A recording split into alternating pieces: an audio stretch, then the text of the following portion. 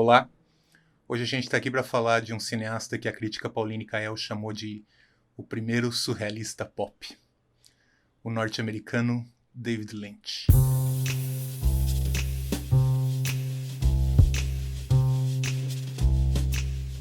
Praticamente ninguém vê o mundo como David Lynch vê. Ele tomou noção disso, que os mundos criados em suas obras nos fornecem um universo totalmente fora do que conhecemos, guiados pelo dionisíaco dos instintos, o estranho que há dentro do familiar, o que há de realidade dentro dos sonhos. Quase todos os seus filmes vão se situar em pequenas cidades americanas ou então no coração de Hollywood, e traçar uma versão caricata e sombria do sonho americano. Lynch bebe bem de leve no surrealismo. Basicamente não há nada no seu cinema dos antigos surrealistas clássicos. A lógica dos sonhos está sempre presente em seus filmes, mas seu estilo pende mais a um realismo mágico flertando com o subconsciente, trabalhando com as camadas da realidade. Despertar, dormir, sonhar. Nada, eu disse absolutamente nada no trabalho de David Lynch vai se tratar sobre onde estou querendo chegar, mas sim sobre o processo da jornada. Então esqueça as ligações racionais e as teorias lógicas sobre seus trabalhos. Embora provavelmente existam, eventualmente todas estarão certas e seguramente todas estarão erradas, porque o que importa para Lynch é o mistério. O mistério da psique, do subconsciente. Ao se casar com uma colega de universidade na Filadélfia, experienciando uma paternidade prematura e morando em um bairro extremamente violento, seu primeiro filme, feito a duras penas, totalmente em preto e branco, já traria suas assinaturas básicas. Eraserhead, de 1977, refletindo uma Filadélfia chamada na época de Eraserhood pelos moradores, traz uma industrialização decadente, apostando forte em uma ambiência de som, misturando alucinação e realidade. Segundo Lynch, ele criou o filme todo de uma só vez, se baseando em um trecho da Bíblia que ele jamais revelou qual era. Aliás, já é notório o fato que Lynch não é muito afeito a falar sobre seus filmes. Believe it or not, Eraserhead is my most spiritual film. Elaborate on that. No, I won't. Could you kindly reveal how did you create the baby creature in Eraserhead? You must know, I never talk about the baby. Sombrio, flertando com grotesco e humor negro e extremamente hermético, Eraserhead acabou fadado às sessões da meia-noite. Mas foi exatamente nessas sessões que se tornou logo cultuado, abrindo as portas para que Lynch fizesse O Homem-Elefante e concorresse a 8 Oscar, sendo sucesso de público e crítica. Embora tenha elementos de sua filmografia, O Homem-Elefante é bastante linear e está longe das aventuras oníricas que o diretor retomaria com toda a força em Veludo Azul, tratando de perversões e não só do confronto da inocência por si só, mas de sua própria natureza. Já tínhamos em Eraserhead uma espécie de portal que Lynch sempre nos apresenta para deixar claro que entramos em outro mundo, o que acabaria sendo uma assinatura em seus filmes. Em Veludo Azul, seria a orelha encontrada logo no início, no jardim, como se entrássemos em uma jornada supra-realista na mente do protagonista.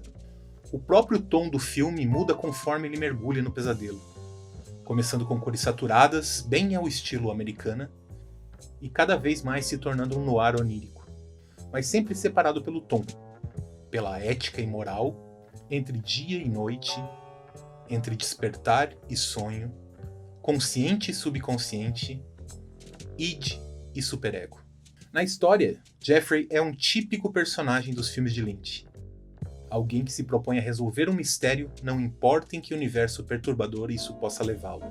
E é esse personagem comum, indo da consciência ao onirismo dos pesadelos, que forma boa parte desse universo tão particular, recheado de perversões, de faces fálicas infantis, até a mais pura introspecção contemplativa. Em 1990, porém, ninguém estaria preparado para a revolução que a série Twin Peaks causaria na história da televisão. Basta lembrar que até então a produção televisiva americana se resumia a novelas, sitcoms, e séries de episódios fechados como Magnum e Miami Vice. Quando Twin Peaks chegou trazendo um profundo mistério em uma pacata cidade, sobre um assassinato de uma popular estudante misturando elementos de investigação, humor, soap opera, misticismo e as famosas cenas oníricas de Lynch, sem revelar o mistério ao fim da primeira temporada, a série tornou-se em pouco tempo uma coqueluche mundial, tendo inclusive apostas na bolsa de valores sobre o pretenso assassino.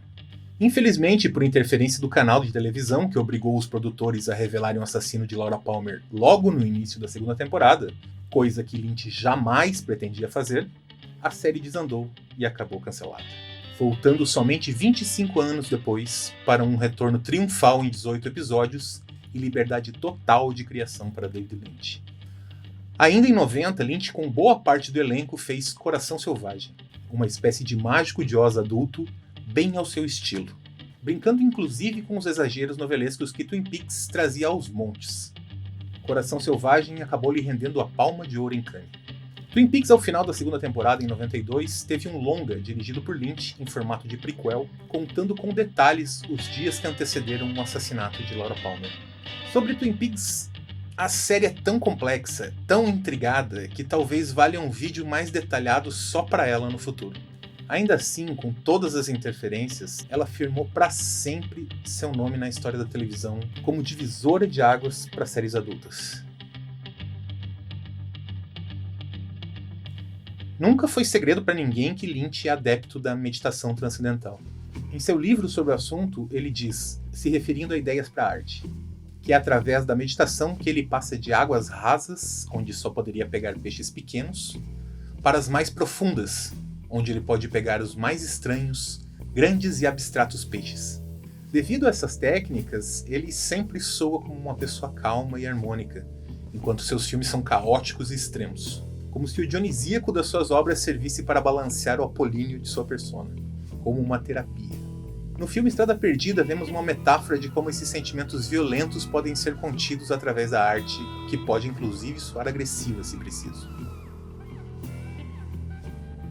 Aliás, foi em Estrada Perdida que Lynch acabou recebendo suas piores recepções de estreia. Adjetivos como pretensioso, bizarro e sem sentido foram amplamente usados para desqualificar o filme, o que aparentemente só fez o diretor perceber o quanto estava no caminho certo, já que mais tarde o filme acabaria entre os mais cultuados de sua filmografia, e daria a estética do que viria depois, iniciando o que podemos chamar de trilogia de Hollywood. De novo, lidando com temas do subconsciente como inconsistência de identidade, doppelgangers, repressão de sexualidade, repressão dos impulsos violentos do inconsciente, fugas psicogênicas e menos com a trama em si, que serve como um fio condutor do mistério que nos leva por esses caminhos complexos. Nesse, ao contrário de Veludo Azul, é a subjetividade que vai ditar as regras do mundo real, e não ao contrário, o que fica claro na fala do protagonista Fred. I like to remember things my own way. Not necessarily the way they happened. Ou seja, estaremos lidando com a maior parte da história se passando como uma realidade fragmentada e sobreposta, lidando com seus estímulos e provações da maneira como lembradas, embaralhando-as não só entre si, mas entre o que é real ou não. A ideia que irá se formar da exposição desse fluxo de acontecimentos é o que o diretor procura em cada espectador. Um diálogo com seu próprio inconsciente, através mais de sua intuição do que com seu raciocínio. E isso, obviamente, assusta. Porque Lynch, ao contrário dos surrealistas, o faz sem o peso teórico, o que se torna uma experiência quase que natural. Afinal, você não está vendo um filme de arte cabeçudo, está vendo um filme comum de gênero, que de repente te carrega por abstrações e subjetividades que você não tem o costume de ser levado em filmes assim. Por isso, para Lynch, falar de seus filmes é fazê-los perder o sentido. Eles já são autoexplicativos no que se propõem. Argumentar sobre eles seria tirá-los da linguagem certa, que é o audiovisual, e trazê-los para uma linguagem onde não se encaixam, que é a oral ou a escrita. E eu já comentei que ele detesta falar dos filmes dele, né? Lynch, you don't like doing interviews, do you? No, I don't. Why are you sitting on this sofa then?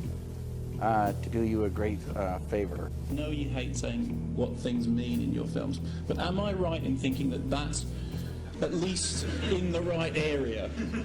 No. Is it a ghost story?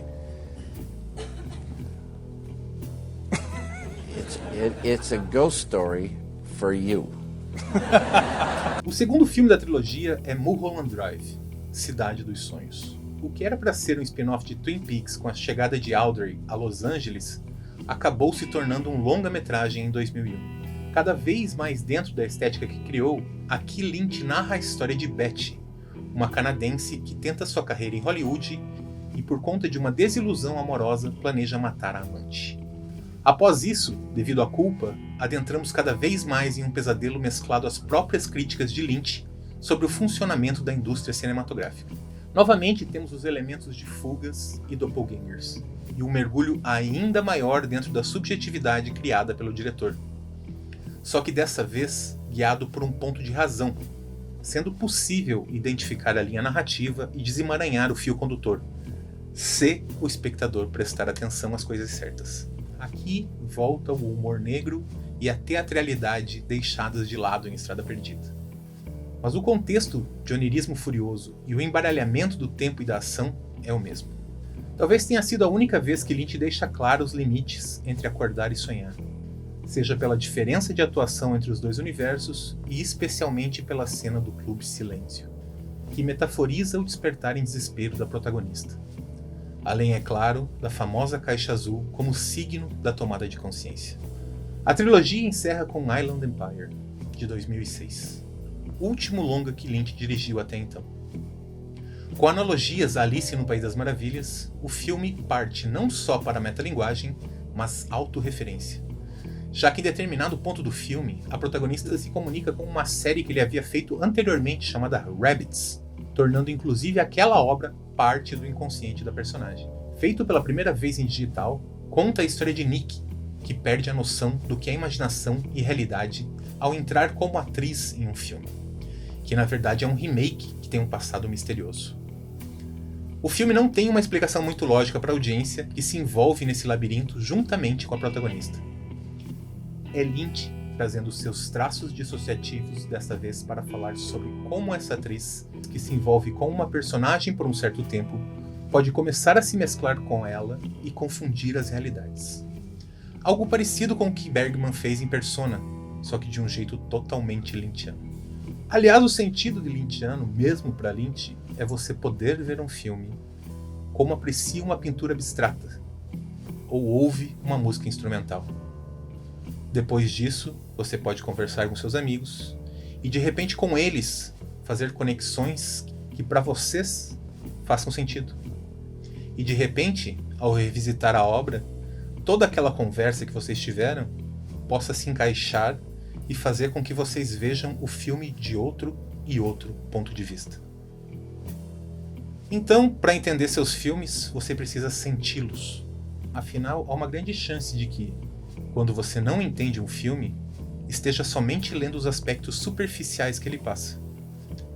O cinema é uma arte complexa, e sua linguagem pode se expandir pelo som, pelo ambiente, pela luz e de dezenas de outras maneiras que não simplesmente pelo diálogo ou pela ação em frente à câmera. E é preciso talvez entrar em contato com essa, ou compartilhar esse momento de pureza dele entrando em contato com a corrupção do mundo, e analisar o filme talvez não com o cérebro, mas com o estômago, ou com a alma, se você acredita nesse conceito, ou talvez com o que ele chama de o grande oceano da consciência, em águas profundas. It's a strange world, isn't it?